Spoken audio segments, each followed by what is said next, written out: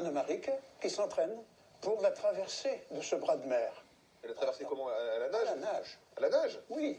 À la nage? Oui, à la nage. Je repose pour être sûr, à la nage? À la nage.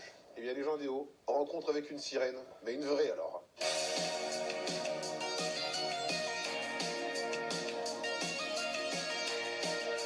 Nous sommes où précisément ici? On est sur la plage du Châtelet, sur la commune de Tardingan, dans la baie de Buisson. Les Tardingans, il y a un équivalent en Angleterre? Le Tardingan. Faut pas vous avoir, Jacques, vous avez toujours réponse à tout. Sur la plage, ici, au milieu des bâches et des petits rochers, le cap Grillé, ici à notre gauche, et le cap Blanc-Nez, là-bas, à l'horizon, tout à notre droite.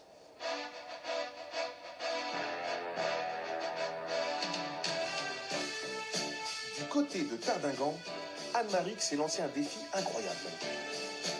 Elle s'entraîne chaque jour en vue d'une traversée de la Manche à la nage. Elle va nous prouver que rien n'est impossible, à condition de ne pas avoir peur de l'eau glacée.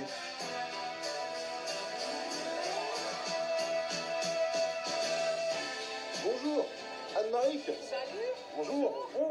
Mais vous parlez normalement, vous ne tremblez pas, mais pourtant elle est très froide l'eau. Elle est à combien de degrés à peu près là? À peu près 10, 11 degrés. Il y a 2 mois, elle était à 6 degrés, D'accord. 6, 7 degrés. À 6 degrés, et vous vous entraînez quand même dans une eau à 6-7 degrés. Si on veut traverser le canal, il faut s'habituer au froid. Et c'est prévu pour quand ce challenge? À l'année prochaine, en août, début août. Mais pour réaliser un tel exploit, il faut une véritable détermination associée à une préparation hors norme. Expliquez-moi un petit peu votre préparation physique et mentale surtout. Tous les jours, il faut s'entraîner. Pas seulement à la natation, mais il faut courir, faire du vélo, faire de la muscu. Mais il faut surtout beaucoup nager, beaucoup nager. Là, en ce moment, je nage en moyenne 8 heures par semaine. Et mentalement? J'ai un coach anglais qui s'appelle Dan Earthquake. Ça veut dire tremblement de terre. Oui, bien son nom. Bien son nom. Hein? Et lui, il me prépare mentalement. Et il va aussi nous accompagner sur le bateau. Et comment on fait quand on est au milieu de la mer comme ça, et qu'on a froid, et qu'on nage, et qu'on est en train de poursuivre un objectif? Comment on fait pour se réchauffer? Y a-t-il des techniques mentales pour se réchauffer? Ça fait 3 ans que je m'entraîne au froid. Mais quand on est au milieu du canal, du channel, on boit du thé. Là, on prend une pause tous les demi-heures. D'accord. On ne peut pas s'arrêter plus d'1 minute parce que sinon on dérive trop, parce qu'il y a des courants de fou. Et puis il faut tenir.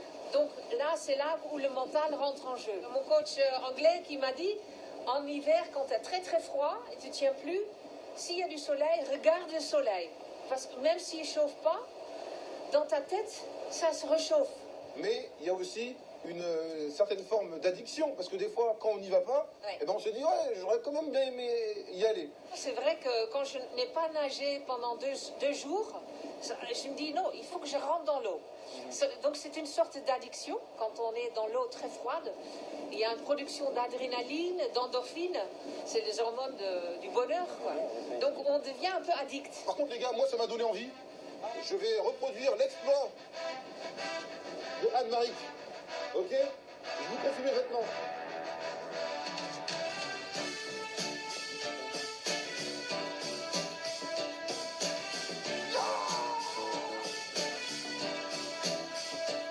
J'étais déterminé. J'avais confiance en moi. Mais une fois les pieds dans l'eau, je me suis demandé pourquoi j'ai fait ça. Pourquoi j'ai fait ça? À Samé,